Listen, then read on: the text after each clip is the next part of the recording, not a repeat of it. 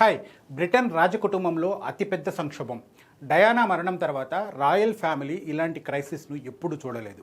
దాదాపు 400 ఏళ్ల బ్రిటిష్ రాచరిక చరిత్రలో ఒక సీనియర్ రాజకుటుంబ సభ్యుడు అరెస్ట్ కావడం ఇదే తొలిసారి.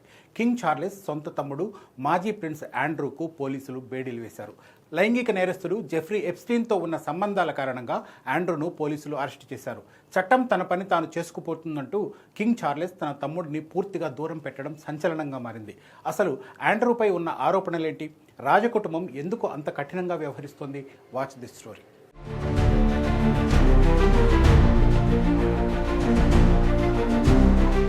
ఫిబ్రవరి 19న కింగ్ చార్లెస్కు చెందిన శాండ్రింగ్హామ్ ఎస్టేట్ చాలా కోలాహలంగా ఉంది. Andrew Mountbatten Windsor alias మాజీ ప్రిన్స్ ఆండ్రూ 66వ పుట్టినరోజు వేడుకల్లో అందరూ బిజీగా ఉన్నారు. సరిగ్గా అదే సమయంలో శాండ్రింగ్హామ్ ఎస్టేట్లోకి థేమ్స్ పోలీస్ వాహనాలు వచ్చాయి. పుట్టినరోజు సెలబ్రేషన్స్లో ఉన్న ఆండ్రూని పోలీసులు అరెస్ట్ చేశారు. 11 గంటల విచారణ తర్వాత ఆయన్ను విడుదల చేసిన కేసు విచారణ మాత్రం కొనసాగుతూనే ఉంది. ఒకప్పుడు రాజకుటుంబాన్ని రక్షించే బ్రిటన్ చట్టాలు ఇప్పుడు ఏకంగా కింగ్ సోదరుడినే అరెస్ట్ చేయడానికి వెనుకాడడం లేదు. ఇటీవల అమెరికా జస్టిస్ డిపార్ట్మెంట్ విడుదల చేసిన ఎప్స్టీన్ ఫైల్స్ ఈ అరెస్టుకు ప్రధాన కారణం. 2001 నుంచి 2011 వరకు ఆండ్రూ యూకే వాణిజ్య రాయబారిగా పనిచేశారు. ఆ సమయంలో సింగపూర్, వియత్నాం, హాంకాంగ్, ఆఫ్ఘనిస్తాన్లోని పెట్టుబడి అవకాశాలకు సంబంధించిన అత్యంత రహస్య ప్రభుత్వ పత్రాలను లైంగిక నేరస్తుడైన జెఫ్రీ ఎప్స్టీన్కు ఆండ్రూ లీక్ చేశారన్నది ప్రధాన అభియోగం. గతంలో వర్జీనియా జుఫ్రే అనే మహిళ ఆండ్రూపై చేసిన లైంగిక దాడి ఆరోపణలకు ఈ తాజా అరెస్టుకు సంబంధం లేదు. ఇది పూర్తిగా అధికార దుర్వినియోగానికి సంబంధించిన క్రిమినల్ కేసు.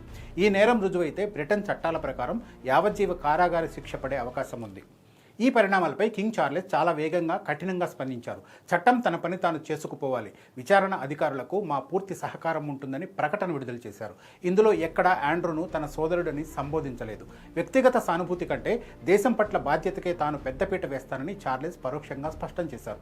దీనికి ప్రిన్స్ విలియం, కేట్ మిడిల్టన్ల మద్దతు కూడా ఉంది. అయితే గతంలో రాణి ఎలిజబెత్ II వ్యవహరించిన తీరు దీనికి పూర్తి భిన్నం.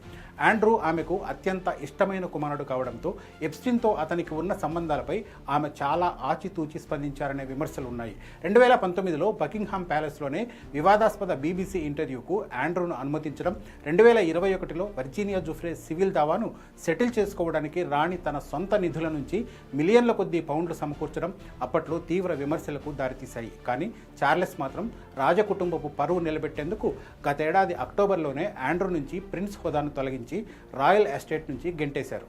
చార్లెస్ ఆండ్రూల మధ్య 11 ఏళ్ల ఏజ్ గ్యాప్ ఉంది. బాల్యం నుంచి వాళ్ళు అత్యంత సన్నిహితంగా లేరు. ఇప్పుడు ఆండ్రూ వ్యవహారం మొత్తం కింగ్ చార్లెస్ పరిపాలనకే ఒక మచ్చగా మారుతుందని, ఇది డయానా మరణం తర్వాత రాజకుటుంబం ఎదుర్కొంటున్న అతిపెద్ద సవాలు అని విశ్లేషకులు చెబుతున్నారు. రాజకుటుంబం ఆండ్రూను ఎంత దూరం పెట్టినా బ్రిటన్ సింహాసన వారసత్వ వరుసలో ఆయన ఇప్పటికీ 8వ స్థానంలోనే ఉన్నారు. దీనిని మార్చాలంటే రాబోయే రోజుల్లో పార్లమెంటులో ప్రత్యేక చట్టం చేయాలనే డిమాండ్లు ఊపందుకుంటున్నాయి. రాజకుటుంబం అంటే చట్టానికి అతీతులు కారని, తప్పు చేస్తే కింగ్ సొంత తమ్ముడైన విచారణ ఎదుర్కోవాల్సిందేనని ఈ తాజా పరిణామాలు స్పష్టం చేస్తున్నాయి.